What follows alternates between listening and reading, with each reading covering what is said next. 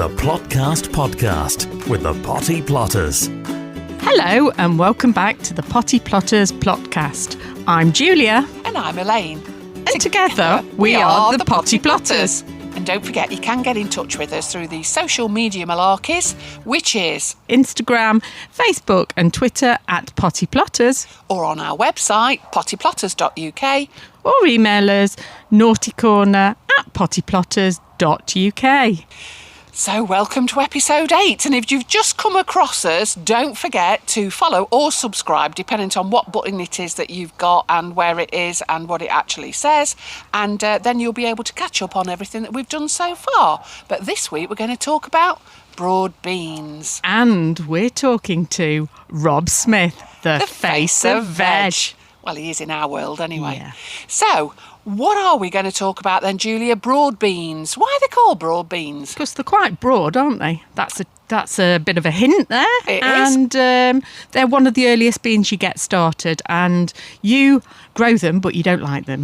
No, I don't like that skinny thing on the outside of them, but I do like them when they're cold. You're looking at me, it's called a shell. But I don't like anything that's got a shell. Thing. No, I was thinking like fat and thin rather than... No, I don't like it at all, no. So, I am actually going to set some broad beans. I do them every year, and I do them for anybody who wants them, generally speaking, my husband and family. But I don't mind them when they're cold. If you take the skin off, you can actually use them on salads, and I like them then. Yeah, and you like mine, but I grow a different variety to you, don't I? Because you like everything to be big and tall. I do. And I just like the colour of the ones that I grow, and I'm going to grow crimson flowered again because the flowers are so beautiful. You could almost plant them in your flower bed. And I think a lot of people don't know that because the scent, I think, on a spring morning when you go into your polytunnel is beautiful from the broad beans. Yeah, it's very heady, isn't it? Yeah. But it is a beautiful smell, and it is the earliest bean that we do plant. Yeah. But the crimson flowers are just beautiful on it, and even if you just grow it for that reason alone, it just brings a little bit of spring out. Lovely. But what I'm going to do this year is I'm going to plant a new broad bean that I've never done before, and they're here in front of me. See, I plant a lot of them, Julie, because they are expensive to buy. And I'll tell you why they're expensive to buy. Because the pods generally weigh heavier than the beans inside.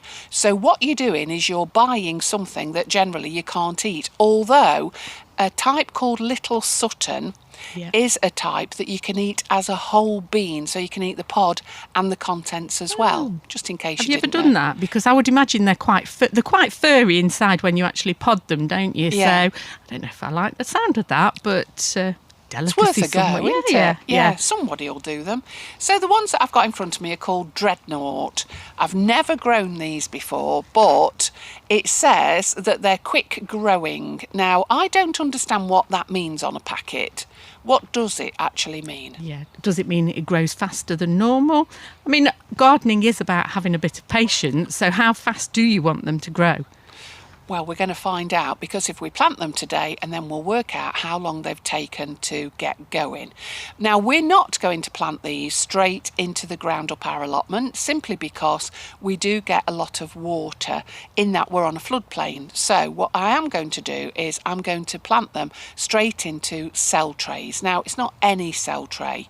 This is a big cell tray, and these are 2 inches by 2 inches and probably 2.5 inches deep. But that's because the broad bean, as you said, are actually a big bean. So I want it to have plenty of room to grow, bit like me. It's a bit like me, Julia, trying to get into a size 10. You know, those days are long gone, and I know that you want to laugh your head off, but I now need clothes that I've got plenty of room to grow into. And so I've got the packet, and I'm just opening the packet, and I know that they're loose inside. So all I'm going to do is open from the bottom. Inside I've got lots and lots of broad beans, and these are dried beans. And all I'm going to do is I'm going to plant this broad bean on its side, not on its back, because what I want to do is to make sure that when the bean itself gets wet, that the water runs down the sides of the bean, not land on top, because if it lands on top, it will just simply sit and rot. So whether or not you're doing this on a cell tray or you're doing it outside in your garden or on the allotment, always plant a big seed on its side, not on its back. So the biggest surface area is the back, isn't it? And the sides are as if you're on your side. Yes, similar to you in your bed, I suppose. Well, yeah, I sleep on my front there. So having put the beans almost down to the bottom of each of the cells, I'm now simply moving this multi-purpose compost over the top to cover the bean. Okay, they're all done. So and that's a six. recycled cell tray, isn't it, It is, Elaine? It's yeah. one that you've just cleaned out and reused every year. So, yeah. And they work perfectly well. And particularly for me, because what I'm going to do is I'm going to put this now in the greenhouse, but I'm going to put some polycarbonate or some glass across the top to keep the mice and rats out, because they are a nightmare up here and they will whip these beans out faster than I can put them in. That's what I'm going to do with them. Yeah. And how long would you expect them to take before they start to appear, Elaine? 2 to 3 weeks, I would say. So I will not be planting them out for at least 5 weeks, I would say. But there's quite a lot of processes in between planting them, as I have done today, and actually putting them on the plot. So we'll leave them in the greenhouse for the next few weeks. Right. And how tall will they grow? This variety, I don't actually know, to be quite frank, Julia. I know, you're looking shocked, because I always like to do the tallest beans in the whole world, and usually they're 4 to 5 foot. But I don't know with Dreadnought, but no doubt I shall get told about it very shortly of people who are listening to our podcast. Well, it could be a podcast, it could be a bean podcast, couldn't it? Or something very similar. But yeah, they'll tell us about it.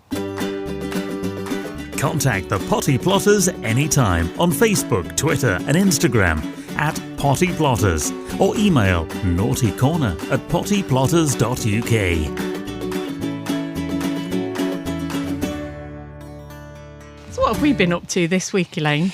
Well, you have been up the ladder and we've been putting up a greenhouse, and it was probably one of the hardest ones that we've had to do in a long time, because not everything fits perfectly, but we made it fit. Yes, and now we have another happy plotter down here who's looking Definitely. forward to filling it with plants. Yes, and any recycled materials we like to use on the greenhouse, round the greenhouse, but that worked all perfectly, because what we are going to do is we are going to do some hints and tips on our podcast for people in the future who maybe have got a garden or an allotment. And one of the best things that you did, Julia, even I was mesmerised. Oh yes, it was an idea that Steve came up with. Steve Plot 6. He suggested that we use an old Coke can, because we'd ran out of clips that were long enough to connect the glass together. He suggested that we create our own strips that were just a little bit extra long out of the aluminium from a Coke can, and it worked. So you got a pair of snips and you snipped the Coke can and you did strips of aluminium of, I would say, they were at least 3 inches, weren't they?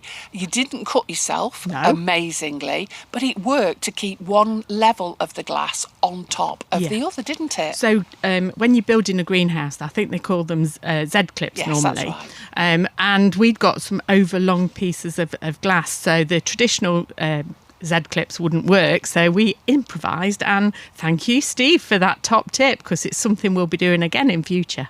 Julia, we've been planting so many different things over these last few weeks. Even I've almost got lost with it, but I can say that my husband is still living with me and we haven't got anywhere near a divorce as yet, because you know at this time of year the windowsills in the conservatory and all round the house seem to get clogged up with lots and lots of plants as seedlings as we started.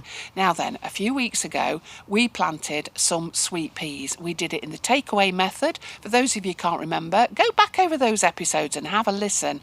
And look at what I've got this morning. Oh, look at that. I've actually got the sweet peas. They've germinated. We'd planted them then into the compost from out of the takeaway container. And one in particular has shot up. And it is probably around 2.5 inches at least in length. And then I think there's 5 others now that are, I would say, about 2 inches already. Smashing. So they've got going. Are you going to nip out the top on that sweet pea that's grown tall? Yes, I will. And do you want me to do that now while I knock the microphone to one side Yes. because I can. So the one that's the tallest, and I say it is round about, it's at least 2.5 inches tall, isn't it? All I'm going to do is above where the double leaf is growing, with my nails, I'm just going to nip it off, and I've done it. Why have you done that? Right, what will happen is now the sweet pea will start to throw out other shoots from where the stem joins the compost. So I will end up with a bushier plant than just one simple stem with just, say, 1 or 2 flowers. So I get an abundance of flowers rather than just one. Oh, that's lovely. That's lovely. And 2 weeks ago, can you remember, we planted the aubergine seeds, and we were talking about planting aubergines, chilies and peppers all at the same time. Well, just this morning, I've had a look in the cell tray, and they're coming out. So they're just poking through. So it's taken 2 weeks exactly for our aubergines to pop out, which is quite good going, really. So if they've not come out yet, if you've planted them at home, your chilies, aubergines and peppers, and they've not come out, don't panic. It can take three to 4 weeks. So, but that's good news that everything's working as we planned. Well, yeah. I mean, we wouldn't be much good talking about it if we didn't know how to do it, would we? Well, I don't know. I think there's probably plenty of people out there that do. And here I've got the pea shoots. Do you remember that we had the peas that were the bigger peas, the dried peas that you make mushy peas out of? I still ate them. And what we did was we planted them in a little container, and all it is, it's from recycling when we did them on episode 1, and I've put about 1.5 inches of multi-purpose compost into a little, I would say that was a fruit container, or it could have been one with tomatoes, and it's already got holes down the side and along the bottom as well. And all I did was put some multi-purpose compost in, put a load of peas, the bigger peas that you buy, they literally are pence from the shop, and sprinkled them on the top, watered them, put some more compost on, and look what's happened. They're up already. And I did think about you. I went out to breakfast last week, and on my cooked breakfast, there was some sprinklings of pea shoots, which I thought was a little bit bizarre. But I did think about you, so I'll have them, thanks. Yeah, you can, because I hate them. And they still taste of peas, which is the great thing. And it's a great way of getting these kind of vegetables into people who perhaps wouldn't expect them on the breakfast, Julia. No, bizarre. The Plotcast Podcast with the Potty Plotters. Rob Smith, for those people who don't know you, you are a gardening columnist, A presenter. a product development and horticultural expert. We are on a mission to get more people to grow your own vegetables, grow your own dinner, and then eat it. How did you first start to learn? I started with my granddad. So I think it's one of those things where a lot of us of different ages started with grandparents or parents that had bigger gardens. So my grandma and granddad used to have a great big council house with this huge, great big gardens at the back, which he just turned into like a mini allotment. So when my mum and dad were working and we used to stay with them, like in the day when we were little kids, they used to get us as basically free slave labour to go and catch cabbage white butterflies and pick the slugs off and everything. So I used to love it. That's where it all started, really. We know that you were once a Virgin Atlantic flight attendant. Trolley dolly. Yeah.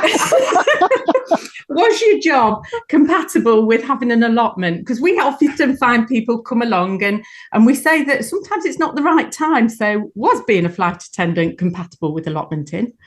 I think it was a bit of a challenge, to be honest. So if I'd go away, say I'd go to San Francisco or LA or somewhere on a Monday, I wouldn't get back till Thursday night. So in the middle of the summer, the allotment has to basically fend for itself. So it was all about mulching, all about getting the soil right, adding the manures, adding the compost so that they were as water retentive as they could be.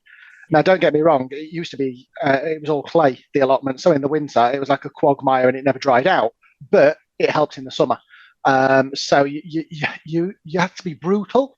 If they didn't fend for themselves, they died. So you soon realise that your courgettes and everything were fine, but your things that need a bit of mollycoddling are perhaps better at home because you tried and they died and you just sort of like got on with it and grew what you could, really. But the thing is, there's nothing sexy, is there, about allotmenting? And yet you've managed Have you not seen to... Jim down the road, 84 with his string vest on? What lady would say no? Hey, we've seen some sights down our site, I can tell you. How did you first get noticed? Because you do not fit the normal trend of allotments. When I started on mine, it was that era in the late 90s, early noughties, remember when Hugh Fernley Whitting store was about, Yeah. and River Cottage had just started, and it was amazing. It was almost like you had the Good Life program years ago, and then all right, it was a sitcom, but it got people inspired. But then there was nothing else really. Yeah. You got all your Delia Smiths and all the rest of it, but it was all about cooking, and there was nothing about growing. Growing your own, even Gardener's World, it was all about growing pansies and roses and agapanthus and all that. And then Hugh Fernley Whitting store came along, and it was a case of, well, do you know what? You can grow this in your garden, or go down the hedgerow and get some from over next door's fence that's bobbing over the fence and all the rest of it. That's when I just moved back up to Sheffield, and I was in a flat, and it was a first floor flat, and I was thinking, I haven't got a garden. I'd always grown stuff. And I thought, well, what can I do? And every day I was to drive past the allotment, and I was thinking, well, why don't I go for an allotment? And at the time when I went, the site that I went to, half of them were not used. So all the ones from the road halfway up the plot, the farmer used to use them just as a field and put potatoes in every year just to keep them cultivated, to stop them going to rack and ruin. So when I got there, this old fella Ken, who used to run the allotment, had a big old 6-foot cane and was measuring it out down the field, and stabs a cane in, piece of string, and he went, there you go. And I'm like, oh, right, what the bloody hell do I do with that? So you think, right, okay, gonna have to look into this. So I started getting magazines.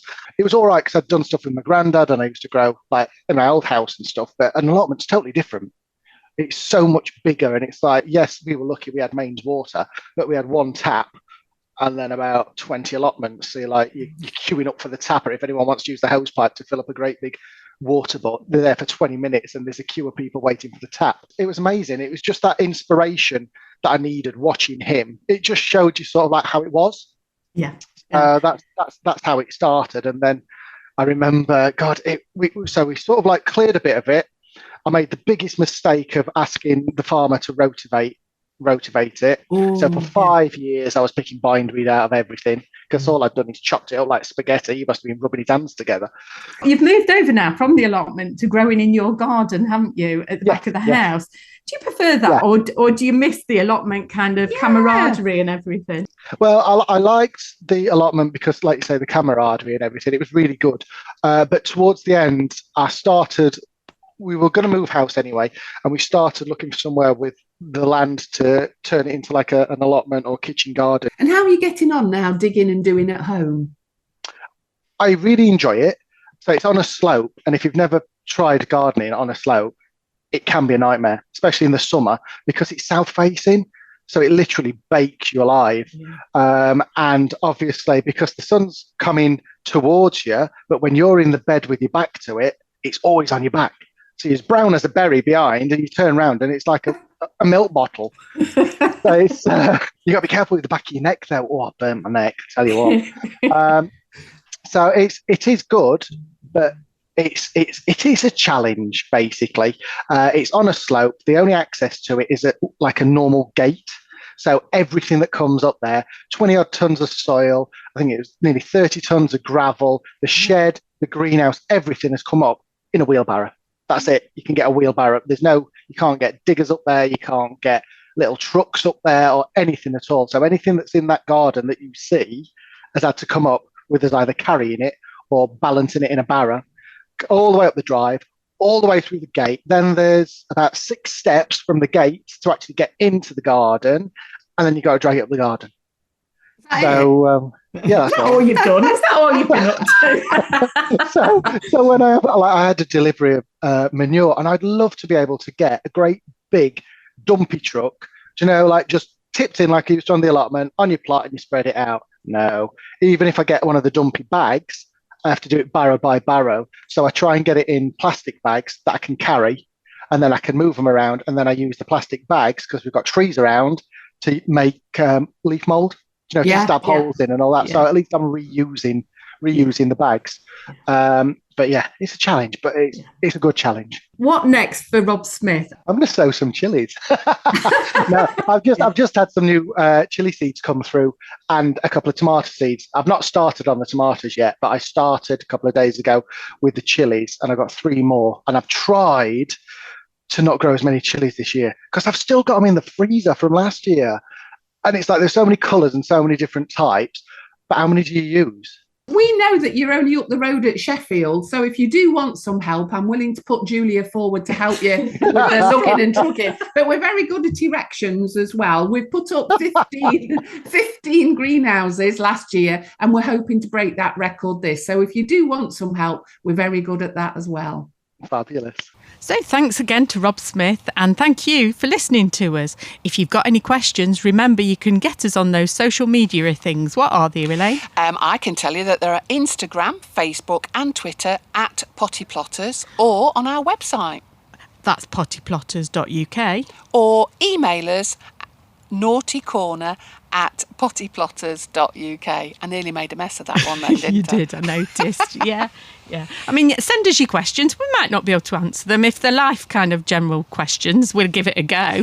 You know, if you've got any problems, we'll answer them as well. It depends what kind of problems they are, Julia. I'm not answering everybody's problems. In the next episode, we'll be talking a meat with Chelsea Award winner Will Murray from It Will Grow. and 2 veg. Oh, that'll be peas and carrots, thank you. A pub favourite. It is, yeah, you always get them, don't you? Until then, bye for now.